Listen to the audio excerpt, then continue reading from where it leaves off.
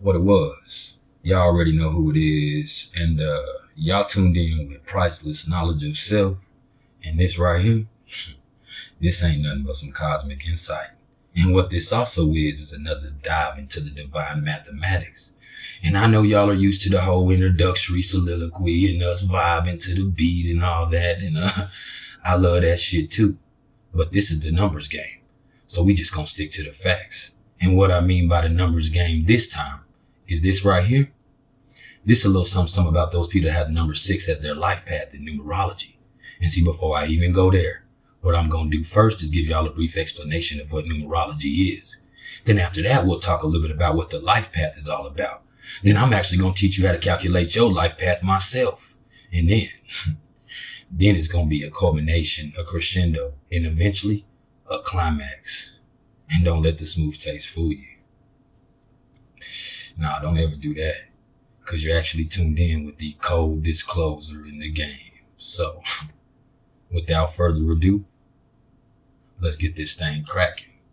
And if you were to ask me what numerology is, the most simple answer that I could give you is this is the study of numbers and the energetic influence that they have on our lives. Because ever since ancient times, the sacred mathematics have alerted us to the energetic vibrations of numbers and the amazing ways that they impact humanity at a cosmic level. And I say cosmic level for a reason. Because each number's unique vibration is going to affect us in a different way. So in essence, numerology can be used to assess the energetic signature of all kinds of stuff. Even your soul. Especially your soul. And if you know anything about me and what we got going on around here, we want to know what that soul do. And either way you look at it, numerology is going to play a pivotal part of the algorithm of your existence. And that's going to boil down to those 5 core numbers, as well as a few other calculations that could show you some of the challenges that you might see, as well as tell us what to expect in certain periods of life. Plus, you have the lucky number, the signature number, and the birthday number, which can all give you certain advantages in certain situations if you utilize them correctly. And those 5 core numbers are going to be the life path number, the life destiny number, the soul number or the soul urge number, the personality number, and the maturity number. And numerology is always going to be about those 9 single digit numbers that range from 1 to 9 and those 3 master numbers that are going to be 11, 22, and 33.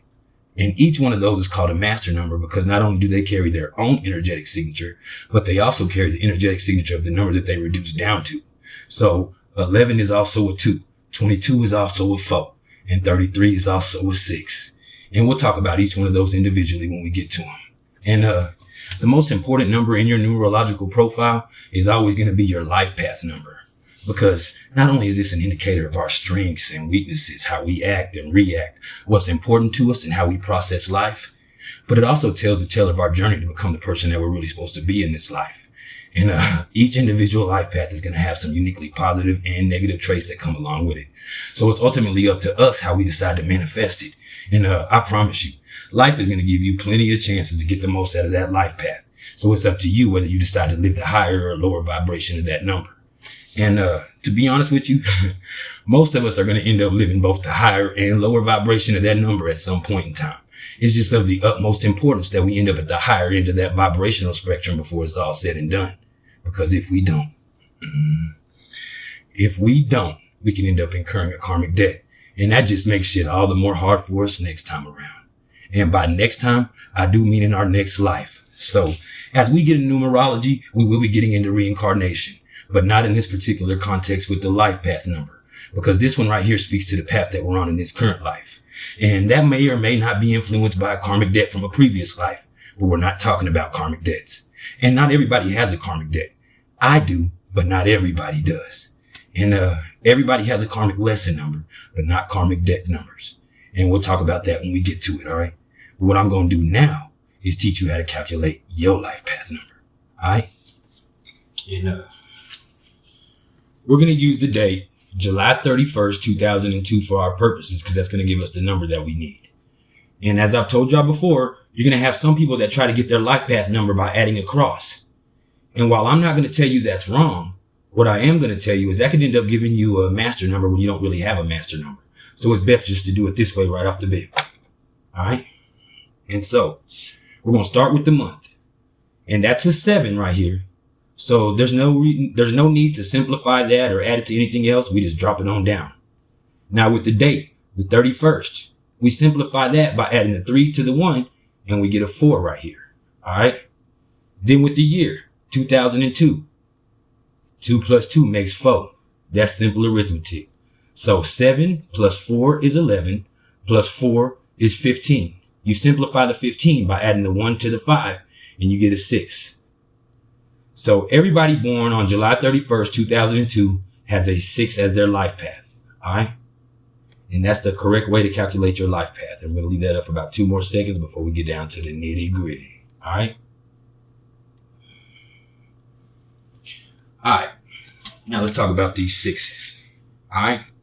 And the first and main thing to understand about the 6 life path is this is meant to be a life of loving and nurturing and taking on the responsibility of others. And with that being the case, people born with this life path are going to be incredibly focused on their family, their community, and anything and anybody that they've taken up under their umbrella of care. So learning how to love people the right way and be there for people without being too much is going to be a big part of the lessons that need to be learned with this one. All right. And while it might sound like it's all bubble gum and burping babies and shit, this one can be a motherfucker in its own right, because as loving and caring and relatable and understanding as these folks can be, they can also care a little bit too much to a point where it becomes overbearing. And then you also have this desire to love and be loved that's so strong for them that it can force them to involve themselves with people and stick it out in relationships and situations that aren't so healthy for them. Oh man, that can be a motherfucker, like I said. You just got to understand that being capable of a love like this is never an easy thing. And to be honest with you, 6s don't just love. No, they feel responsible for it. And that means doing whatever it takes to make sure that everybody's taken care of in the situation. But there's also going to be a point in time where most 6s are going to have to learn how to take a fucking step back and stop interfering in order to salvage or maintain a relationship with somebody that they care about.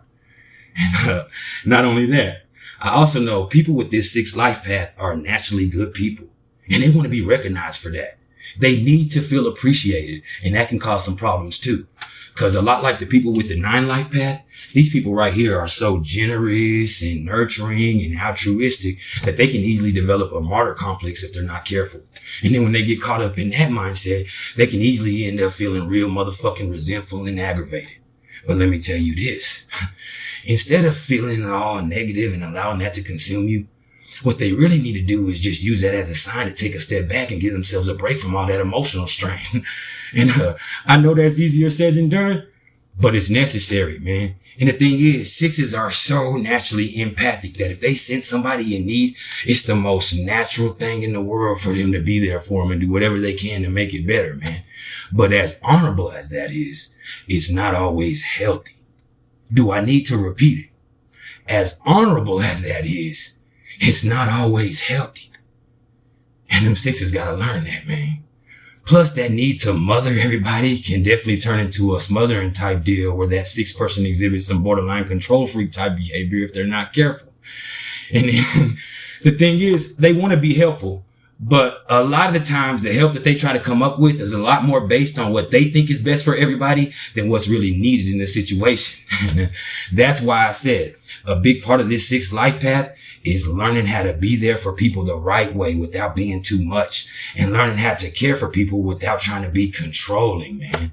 Because, man, if they could just get past that self-righteous bullshit long enough to see that they just need to let go of that need to be in control, man, things will just get a lot better for them, man. And, hey, man, sometimes you got to care enough to let people make their own mistakes. Sometimes you got to be compassionate enough to give people space. Yeah. Hey, man, it is what it is. You got to learn how to care for people the right way, because make no bones about it, man. The only way to fulfillment with this 6 life path is fulfilling their responsibilities to the people that they care about. Straight up. It's about taking care of home without becoming a control freak that pushes everybody away instead of building a family. Which is really what the 6 is all about, man. And anybody with a 6, that's what their soul yearns for deep down. And speaking of building a family, let me tell you something. That's something that's always going to be on these people's mind. And so they cannot be involved with somebody for long, intimately anyway, without catching feelings and wanting to settle down. And while that sounds amazing, the truth of the matter is their little natural nurturing tendencies can have them constantly seeking out relationships with motherfuckers that need to be taken care of. Those relationships, pardon me, y'all. Those relationships where the interaction is based more on needs than emotional fulfillment is always going to end up being a problem. It never turns out well. But, who am I but a motherfucking expert? Alright? And y'all don't have to believe a word I just said. Because the truth of the matter is, just because you built like that, you don't have to build like that. And what I mean is, we all have all this energy available to us in a way. What you do with it is what you do with it. And even beyond that, it's not about what you do. It's about how you do it. And that's some priceless knowledge in itself. And this has been some priceless knowledge of self. If y'all fuck with me on any level, y'all should have already hit the like button. If you haven't hit it yet, it's not too late to do it now. Do it right now. And you can hit the dislike button too. Hey, the world needs haters, but give me some type of interaction. That's what YouTube's about, interaction. And it's not about my ego. It's about the algorithm.